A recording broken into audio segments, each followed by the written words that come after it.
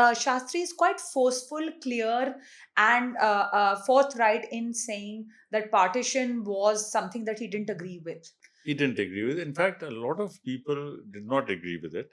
The fact is that there are, I mean, if we are, but if we talk about partition, we'll move away from Mr. Shastri. But I think the partition of the country, Mr. Jinnah and the then British government, they had their own strategic Yes. objectives in dividing this country, Yes. in breaking this country. And but I think after the direct action plan of Jinnah, it had perhaps become inevitable, you know.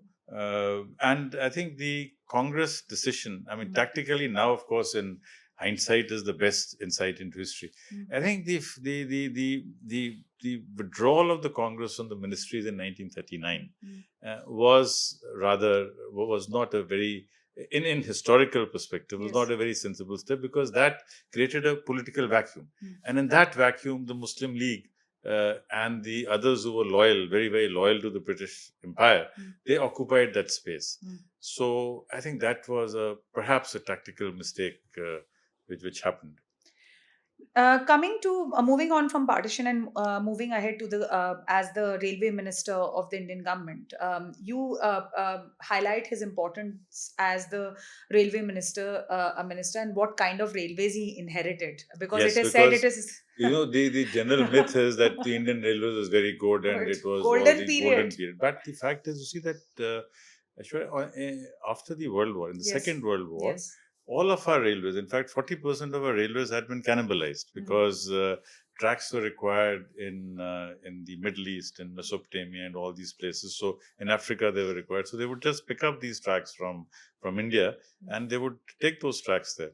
And the condition of the railway coaches or railway stations of third class was terrible.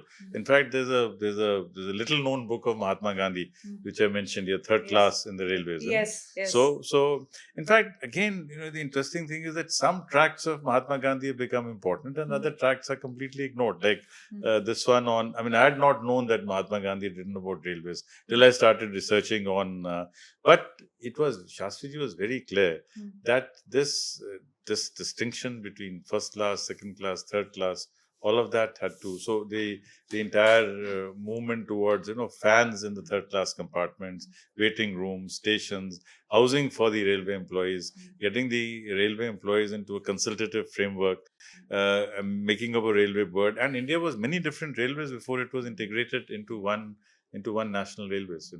So, when he after the death of GB Pant, when he takes over as the Home Minister of India, how do you see his tenure as the Home Minister, and what do you see stands out as his tenure as the Home Minister of India?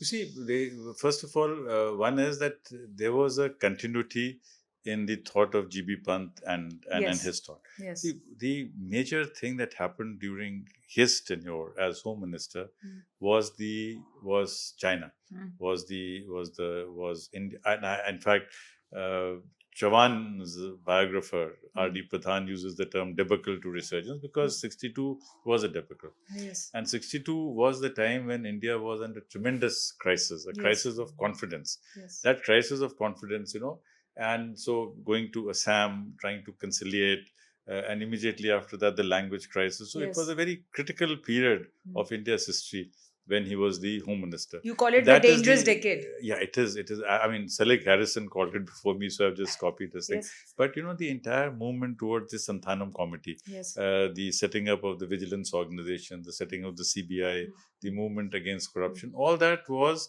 what he had started as the Home Minister. It got into effect much later.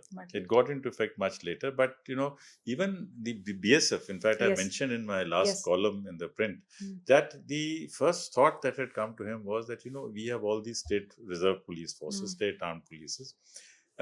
It is not necessary that the requirement that armed police is meant for an emergency. It's not meant for normal duty. So his assumption was that, look, if the zonal councils, if they could collaborate on at least on sharing the armed polices with each other, it'll cut down the expense, because it is not likely that two adjacent states will have a law and order problem, or like today we have in Punjab, major floods and other things. So police may be required Today, of course, we have the NDRF to handle that.